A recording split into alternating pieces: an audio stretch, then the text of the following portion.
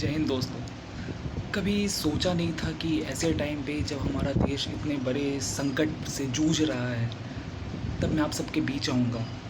वो भी एक यूट्यूब चैनल क्रिएट करके मुझे आप लोगों का सामना करना पड़ेगा, आप लोगों को ये बताना पड़ेगा कि देश में क्या चल रहा है और एज़ एन इंडियन सिटीजन हमारी क्या रिस्पॉन्सिबिलिटीज़ हैं। ये मैंने कभी नहीं सोचा था कि ऐसे सिचुएशन में मुझे ये सब करना पड़ेगा, बट बताना अब ज़रूरी हो चुका है। क्योंकि बहुत सारे लोग, बहुत सारे होशियार लोग, ऐसे तो हमारा देश होशियारों से भरा पड़ा है, लेकिन ऐसे में भी बहुत सारे होशियार लोग ऐसे हैं जिन्हें इन चीज़ों से कोई फ़र्क नहीं पड़ता, इन बातों से कोई फ़र्क नहीं पड़ता उन्हें कि क्या चल रहा हो, उनके क्या राइट्स हैं, उनकी क्या ड्यूटीज़ हैं, उन्हें इस बात से कोई फ़र्क नहीं पड़ता। वो सिर्फ वही करते हैं जो वो करना चाहते हैं, जो उनका मन करता है, और वो करते हैं। मैं और किसी चीज़ की नहीं, बल्कि मैं सिर्फ़ और सिर्फ इंडिया और चाइना के बीच जो भी डिस्प्यूट्स चल रहे हैं, मैं उनकी बात कर रहा हूँ। और वैसे में हम इंडियन सिटीजन्स के क्या ड्यूटीज़ है, मैं उनके बारे में बात करना चाहता हूँ कि हम एज एन इंडियन सिटीजन्स क्या कर सकते हैं। क्योंकि बॉर्डर पे हमारे हीरोज़ तो अपना काम पूरी ईमानदारी से कर रहे हैं, लेकिन क्या हम लोग अपने घर में बैठे उनका साथ दे रहे हैं, अपने देश के लिए कुछ कर पा रहे हैं? मैं कहूँगा नहीं कर पा रहे हैं। वैसे तो आप सारे लोग बहुत ही समझदार हो, आप लोगों को पता है आप लोगों को क्या करना है, बट फिर भी मैंने कुछ डेटाज़ जो हैं वो मैंने जमा किए हैं। अगर डेटाज़ की बात करें तो जीडीपी की सबसे पहले हम बात करते हैं, तो चाइना जो है वर्ल्ड की दूसरी सबसे बड़ी जीडीपी है with 14.1 US trillion dollar. India world की पाँचवीं सबसे बड़ी जीडीपी कंट्री है विथ 2.9 ट्रिलियन यूएस डॉलर्स। और एशिया की अगर बात करते हैं तो एशिया में चाइना सबसे पे है, नंबर 1 है, इंडिया नंबर 3 पे है। फिर आप बात करेंगे कि नंबर 2 कौन है, then Japan is number 2 in our Asia's GDP. Yeah it's not shocking but it's the fact. सबसे पहले हम बात ये करना चाहेंगे कि सारे लोग अब ये कह रहे हैं कि हमें ट्रेड्स कैंसिल कर देने चाहिए, हमें बॉयकॉट करना चाहिए चाइनीज़ चीज़ों को। बिल्कुल करना चाहिए यार, क्यों नहीं करना चाहिए। सीधे शब्दों में बात यह है कि अगर स्टार्टिंग से हम देखते हैं तो इंडिया अपनी लॉन्गेस्ट बाउंड्री चाइना के साथ शेयर करता है, that is around 3188 kilometres. In round off we can say that India shares their boundary of 3200 kilometres with China, that is a fact. and the lines is called the line of actual control or the McMahon line, you can say both of the lines. ये दोनों जो लाइनें हैं, ये दोनों ही लाइनें India को China से अलग करती हैं। बट मैं यहाँ पे आपको इंडिया और चाइना की बाउंड्रीज़ की हिस्ट्री क्या है वो बताने के लिए नहीं आया हूँ। मैं यहाँ पे सिर्फ ये बताने आया हूँ कि आपको क्या करना चाहिए। वैसे आप सब लोग बहुत होशियार हो, जैसा मैं बार बार कह रहा हूँ कि आप लोगों को पता है आप लोगों को क्या करना है, बट आप लोग कर नहीं रहे।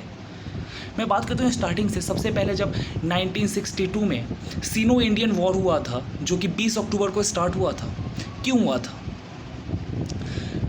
चाइनीज़ लोग ये क्लेम करते हैं कि हिमालयन बॉर्डर को लेकर के जो हुआ था, वो डिस्प्यूट हुआ था, was the main cause of the war in 1962 that started on 20th October 1962 and the ceasefire was done on 21 November 1962. That war. अगर कैजुअलिटीज़ की बात करें तो चाइना के 722 किल्ड हुए थे, जो कि हमारे वीर जवानों ने मार गिराए थे, और इसके अलावा 550 से 1050 तक उनके इंजर्ड हुए थे। जबकि इंडिया से 1383 killed, 1696 missing, 1047 wounded and 4000 were captured, and the data shown that India brutally lost that war.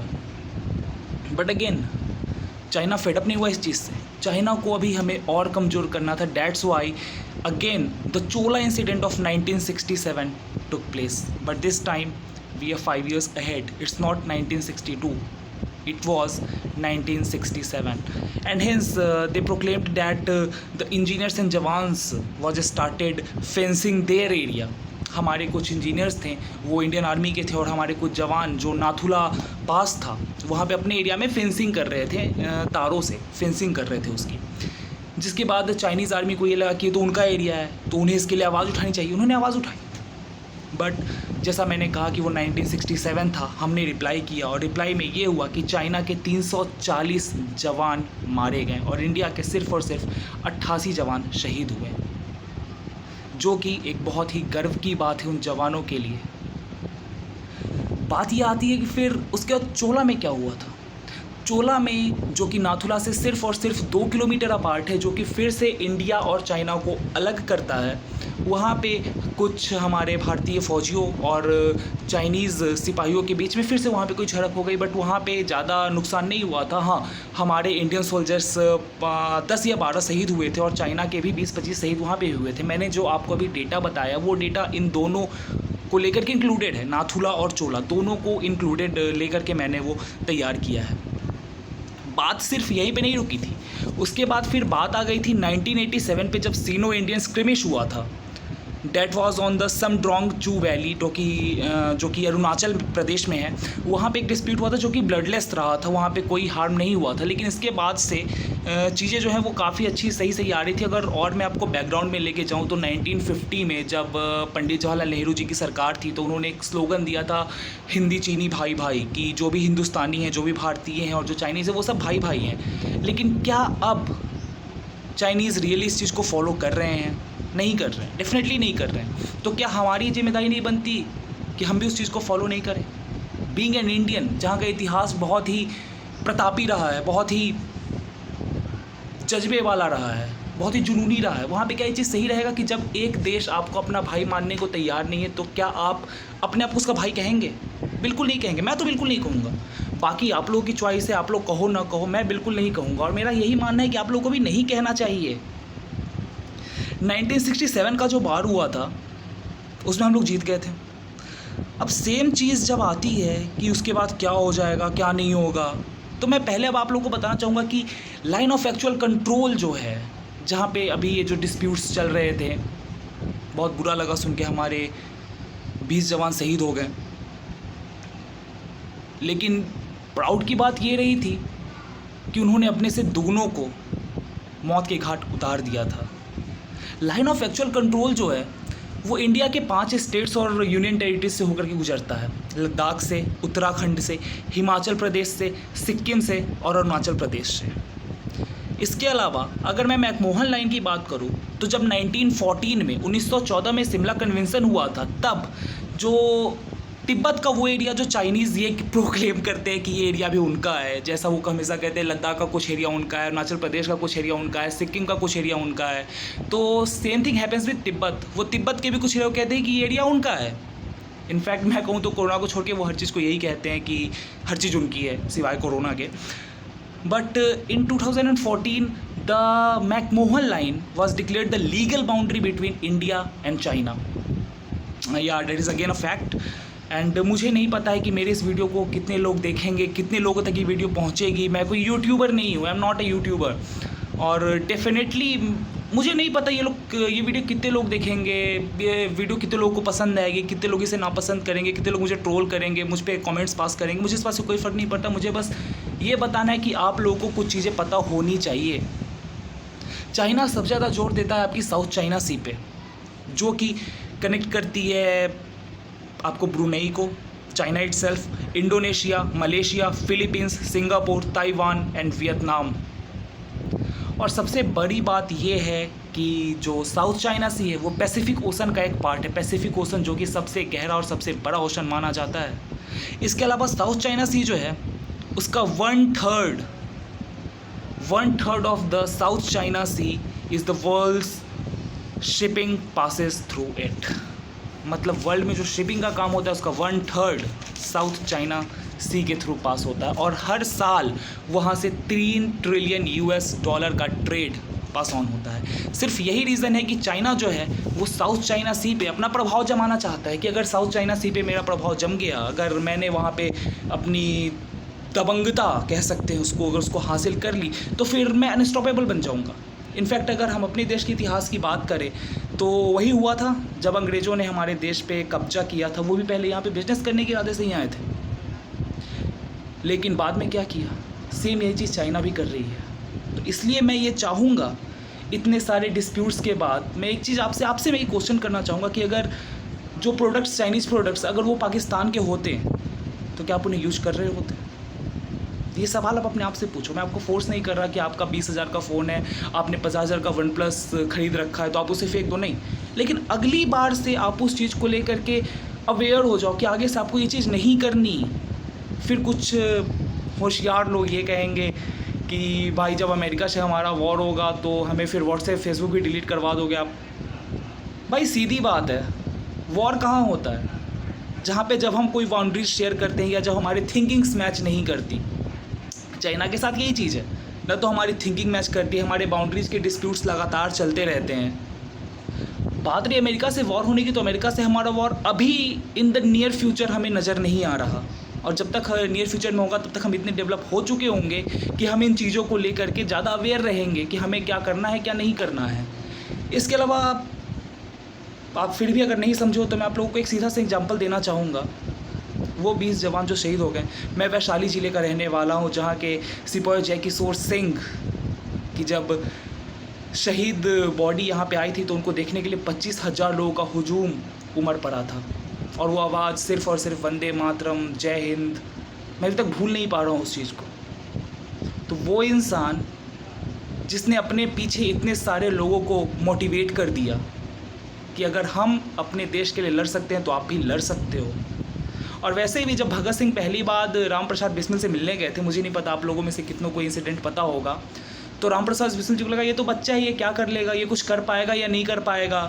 तो भगत सिंह ने कहा था उनसे कि सर, खून बहाना कोई बड़ी बात नहीं है, ना अपना ना दुश्मन का। बड़ी बात यह है कि शरीर से निकला हुआ एक बूंद खून भी पूरे के पूरे नस्ल में उबाल ला सकता है या नहीं ला सकता है।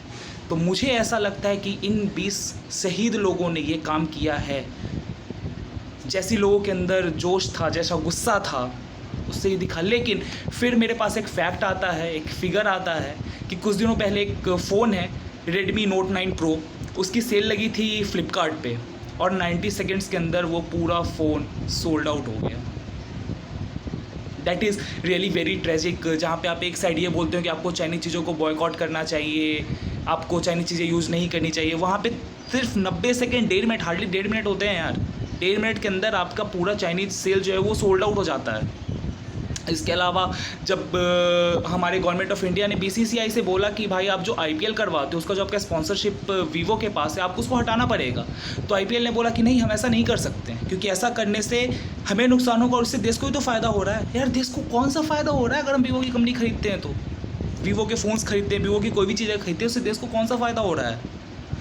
मैं सीधी से एक एग्जांपल आपको देना चाहूँगा। जब 6 अगस्त 1945 और 9 अगस्त 1945 को अमेरिका ने जापान पर एटम बॉम्ब गिराया था, उसके बाद 25-30 सालों तक अमेरिका के लिए नामुमकिन बन गया था कि वो जापान में कोई भी चीज़ बेच ले। आप अभी भी गूगल कर लो, अगर आप मेरी वीडियो देख रहे हो तो आप गूगल भी कर ही सकते हो। गूगल कर लो कि आज भी आईफोन की, जो कि एक US का जायंट है, उसकी सबसे कम प्राइस कहाँ पे है? आप सबसे नीचे देखोगे जापान। इंडिया में अगर कोई iPhone 11 Pro अगर 1100 से 1200 US डॉलर्स में मिलती है, जापान में उसकी प्राइस सिर्फ और सिर्फ $900 है। तो हम ये चीज़ कर सकते हैं, हम कर सकते हैं। अगर वो कर सकते हैं, हमारे फ़ौजी कर सकते हैं, हमारे शहीद कर सकते हैं, तो हम भी तो लड़ सकते हैं यार अपने देश के लिए। कि इतना हम नहीं कर सकते अपने देश के लिए? हमें ये करना ही पड़ेगा। अगर हमने ये नहीं किया तो आज नहीं तो कल, आई एम सॉरी टू से, कि भविष्य फिर बहुत बेकार हो सकता है हमारा, हम जनता का। फिर कुछ अच्छे लोग, महान लोग ये कहते हैं कि भाई तो FDI भी तो देश ही लेके आती है, FDI भी तो सरकारी लेके आती है, तो हम ये क्यों करें? ये हम दिवाली पे ये जो लाइटें लगा देते हैं, ये सरकार की मर्ज़ी से आते हैं। तो भाई साहब, सरकार का काम आप सरकार के ऊपर छोड़ दो। जो आपके हाथ में आप वो तो कर सकते हो। आप इन चीज़ों पे कंट्रोल करो। अगर आप नहीं लोगे तो उनके पास कोई ऑप्शन नहीं रहेगा। और अब बात करो लाइट्स की, तो स्मगलिंग होती है, बहुत सारी चीज़ें होती हैं जिस पे सरकार ग्राउंड रिपोर्ट लेवल पे उसकी कार्रवाई नहीं कर सकती। बहुत मुश्किल होगी, और अगर करती भी है तो कितने लोग पकड़े जाते हैं? आप खुद बताओ। चाइनीज़ लाइट बैठना इलीगल हो गया था बीच में कुछ टाइम के लिए, आपने कितने लोगों के खिलाफ कंप्लेंट की? नहीं की होगी। प्रॉब्लम पता है क्या है? प्रॉब्लम ये है भाई साहब कि हम सब चाहते हैं कि भगत सिंह पैदा हो, लेकिन प्रॉब्लम ये है कि हमारे घर में नहीं पैदा होना चाहिए भगत सिंह। भगत सिंह दूसरों के घर में पैदा हो, बहुत अच्छी बात है, हमारे घर में नहीं। ये सोच बदलनी पड़ेगी हमें। हम ऐसा क्यों नहीं चाह सकते कि हमारा बेटा अगला भगत सिंह बने? हम क्यों नहीं सोच सकते ऐसा? हमें ऐसा सोचना पड़ेगा। और फिर कुछ हमारे महान लोग ये कहते हैं क्या चाइना से हमें वॉर करना चाहिए, पाकिस्तान से वॉर करना चाहिए? यार बिल्कुल करना चाहिए।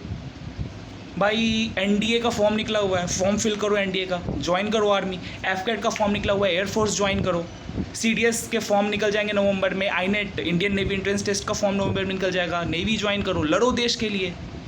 सारे काम जो वहाँ बैठे हैं फौज पे, अपने घर परिवार से दूर, कितनी भी गर्मी हो, कितनी भी ठंड हो, आप जिस वक्त ये वीडियो बैठ के देख रहे हो सकता है आप एसी में बैठे हो, कूलर में बैठे हो, कभी सोचा है उस बंदे के बारे में जो बंदा जैसलमेर बॉर्डर पे है? या जब ठंड में आप रूम हीटर चला के लेटे रहते हो, सोए रहते हो रजाई ओढ़ के, आपने कभी सोचा है कोई बंदा वहाँ पे -40 डिग्री सेल्सियस में अपनी हड्डियाँ गला रहा है? नहीं सोचा है आपने। अब वक्त आ गया उस चीज़ को सोचने का। उन माँ बाप के बारे में सोचो यार, उन 20 शहीद के माँ बाप के बारे में सोचो, जब उनके हाथ में उनके बेटे की बॉडी से वो तिरंगा दिया गया होगा। प्राउड तो होगा लेकिन अंदर दर्द नहीं होगा उनके। एंड स्टिल बहुत सारे ऐसे ऐप्स हैं आप यूज कर रहे हो, वो स्टिल आपकी मर्जी है। बट एक बार जरूर सोचना कि अगर आपके घर से आपका अपना कोई अगर शहीद हुआ होता तो आप ये कर रहे होते। बाकी मर्जी आपकी है। बस इतना ही कहना था मुझे कि अगर देश को सुधारना चाहते हो ना, तो बगल के घर से कोई भगत सिंह पैदा होगा ये उम्मीद करना छोड़ दो। आप खुद भगत सिंह बनो। आपके अंदर वो कैपेबिलिटीज़ है कि आप भी लड़ सकते हो अपनी देश के लिए, और कोई नहीं लड़ सकता। देश आपका है, आपको लड़ना है इसके लिए। और कोई क्यों लड़ेगा यार आपके देश के लिए? आपको लड़ना है और आपको जीतनी है ये जंग। इसलिए प्लीज़ प्लीज़ अब से boycott Chinese product, please. Thank you. जय हिंद, वंदे मातरम, स्टे सेफ।